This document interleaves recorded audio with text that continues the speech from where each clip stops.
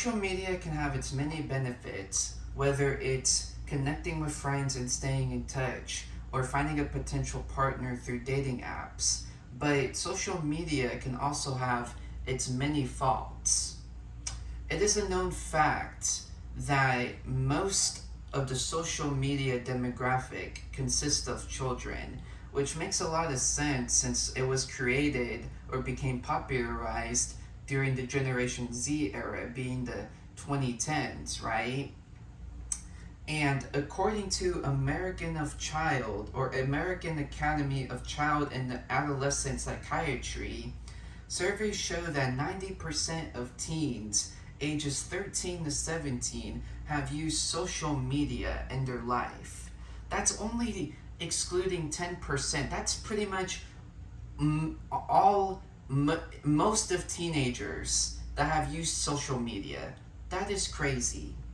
If you look at slide 2 in the PowerPoint, it showcases the most popular apps amongst teenagers that are being used currently, with number 1 being TikTok, which is no surprise there, honestly.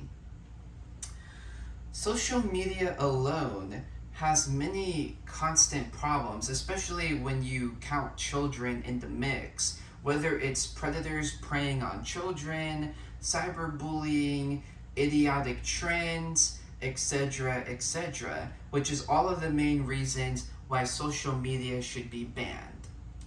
Here's why.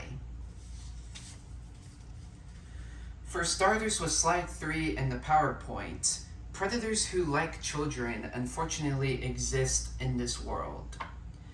And in real life, it's not that easy for them to prey on children because children are always with good adults, whether it be school faculty, their parents, etc., etc. But unfortunately, the same can't be said online.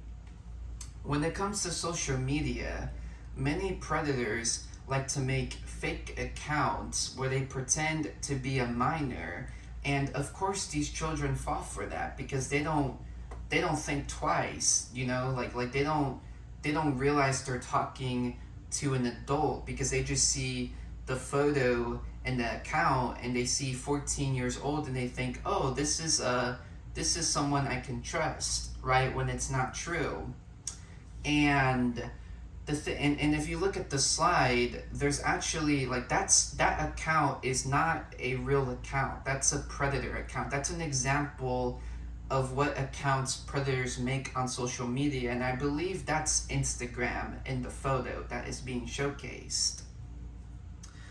But according to the FBI, there are an estimated 500,000 online predators active each and every day. 500,000 compared to going out in public and maybe just encountering 1 or 0 predator.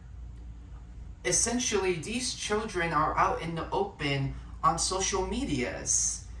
500,000. These people literally lurk for little children to prey on. That is absolutely sickening to me, and that's more than enough reason why social media should be banned, because banning children altogether would just make it easier rather than having to put a system trying to put predators out of the picture, because I feel like that's more difficult in my opinion than say just banning children altogether, right?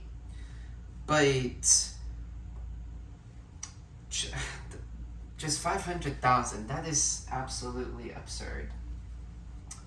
And you do have cases such as people like Chris Hansen, who with his show To Catch a Predator tries to do good by putting these predators behind bars and essentially creates bait accounts where it's like a child, but in reality it's actually him, right?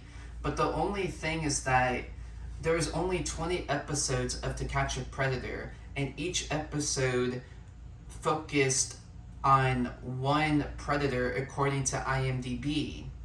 So essentially, Chris Hansen only caught 20 of the predators that were out of 500,000, which is really, really small. You know, like even when we, it's like I was saying, even when we try to eliminate predators, it's like we're making no progress, But to move on with slide 4, now we're going to be talking about bullying. Bullying has always been around for a long time, but when it comes to the internet, bullying can happen in an instant and with ease. According to stopbullying.gov, they state how bullying taking place online is essentially called cyberbullying, and it can happen in many different aspects, whether it's posting or commenting something negative about a person, posting a picture and like kind of making fun of them, etc., etc. And according to Biomed Central, they state how cyberbullying victims were 2.5 times more likely to have suicidal thoughts than their counterparts with no experience of cyberbullying. So essentially, people who are victims of cyberbullying, children, right, they feel the need to commit suicide more than those who don't experience cyberbullying at all. And think about it, these are children, right? Their minds aren't fully developed yet. They're very young. They have a lot to learn in life. I mean, your brain isn't fully developed until you're 25 years old. So imagine how much they take it to heart when someone tells them something mean, like, hey, you're ugly, or hey, you smell funny. They're gonna take that to heart, especially if everyone is jumping in on it and making fun of that person. That's more, if not all, the reason why social media should be banned from children. And to make it even worse, most of the people bullying these children are adults. Literal adults. There was this YouTuber called Leafy is Here. His channel got terminated, but he would literally bully children, and these videos would get millions of views, and everyone would go to their YouTube channels, the kids' YouTube channels, and bully them and write mean things about them. And most of these people are adults. The fact that adults are bullying children is absurd to me, and that's more the reason why social media should be banned altogether from children. Because if we can't stop adults from doing that, then we might as well just ban children altogether, right? To prevent that from happening. And on top of cyberbullying, you also have these dark things that are on the internet. Like, you have things like pornography and gore videos, like actual gore videos, not just, movie like scenes. No, like legit gore videos. And children have access to this with no restrictions whatsoever, because you have apps like TikTok and Reddit that you don't even need an account. You just look it up on Google, and the first thing that pops up is a Reddit subpage with a gore video, and you can watch it.